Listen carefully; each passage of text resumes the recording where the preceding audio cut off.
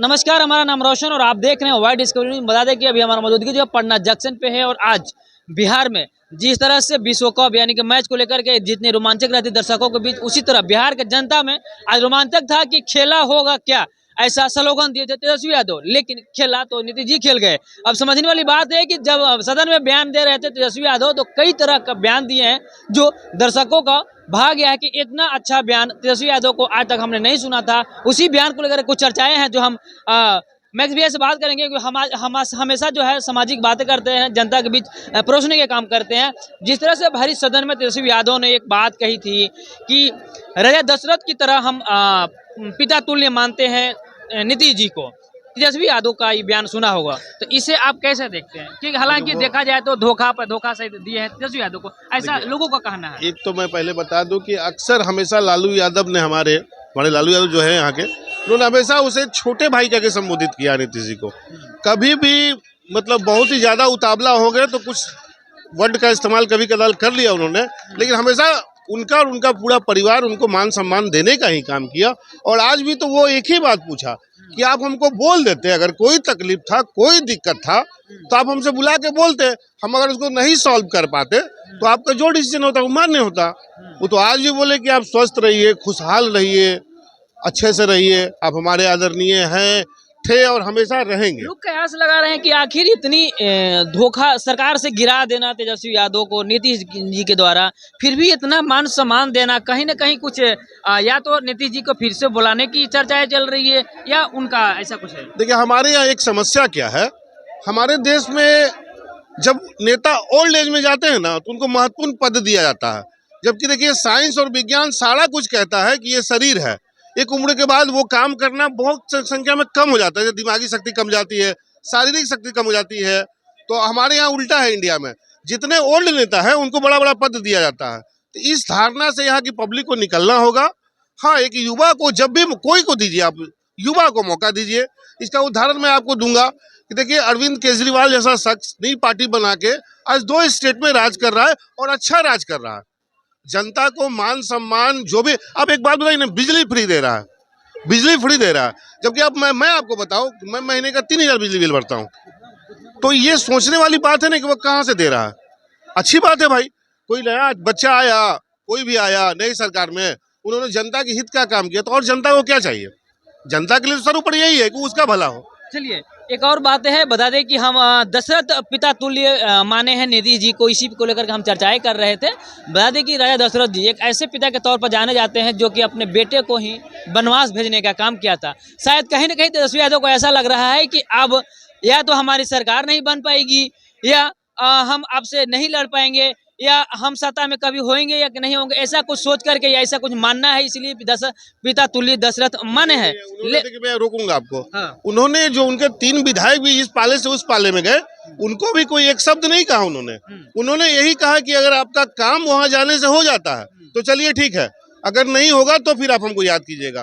तो देखिए, इतना ज्ञान तो आपको भी है और हमको भी है कि आज अनंत सिंह जेल में है तो डील हुई होगी कि भैया मैं बाहर ला दूंगा, तो चलो भाई क्या करे, बाप सबका प्यारा होता है, आपस में बात बनी होगी, बोला होगा कि भाई देखो मेरे रहने से तेरी सरकार बन तो नहीं रही है, तो मेरे को जाने दे, मेरा बाप बाहर आ जाएगा।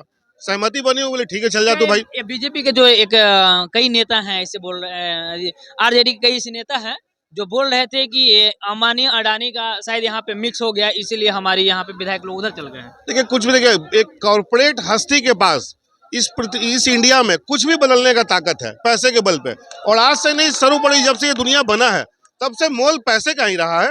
तो आप पैसे पे देख लीजिए, आप मतलब कुछ सालों की राजनीति, बीजेपी ने तो वहां सरकार बनाया जहां उसकी 2 विधायक थे, बीजेपी ने वहां सरकार बनाया जहां उस विपक्ष में थी। तो पैसा से इस देश में कुछ भी हो सकता है। तो इसलिए मैं बार बार जनता को एक ही बात बोलता हूं कि आप पैसे पे फोकस करो। जब आप पैसा, एक मैं सीधा से एग्जाम्पल आपको देता हूं भैया, आज के दिन मैं कुछ दिनों से सुनता आ रहा हूँ राम मंदिर बन गया, राम मंदिर बन गया। भाई मेरे को धर लो, अगर मुझे राम जी का दर्शन करने जाना है तो यहाँ से ट्रेन से जाऊंगा तो 500, वहाँ से ऑटो से जाऊंगा तो 100 रुपया, होटल या धर्मशाला में ठहरूंगा तो 200-400 रुपया, पूजा प्रसाद सब कुछ लेके मिला जुला के आने जाने में कम से कम 3000 तो खर्च होगा भाई। तो 3000 जब मैं कमाऊंगा और 3,000 मेरे पास रहेगा तब मैं भगवान का दर्शन कर सकता हूँ वहाँ जाके, नहीं तो यही से मानना पड़ेगा दिल से क्या भैया आप वहाँ हो। तो मैं बार बार लोगों को यही कहता हूँ कि पैसे पे फोकस करो, जब पैसे आ जाएंगे तो आप सब कुछ अपने आप आपके समान होने लगेगा। तो वही हाल आज की पॉलिटिक्स का है। बता दें कि जब से 28 तारीख को सत्ता गिरी थी, उस समय से ही तेजस्वी यादव का एक बयान आया है, बोले कि हमारा बिहार में जो है हम खेला खेलेंगे। लेकिन नहीं मैं रुकूंगा। तेजस्वी यादव ने बोला था एक ही बात कि खेला 2024 में ही होगा। अभी 2024 बीता नहीं है भैया। आज तो वो एक बात और बोले, इस पे आप कोई टिप्पणी मैं नहीं करना चाहता हूँ, लेकिन वो जो चल रहा है माहौल वो बोले।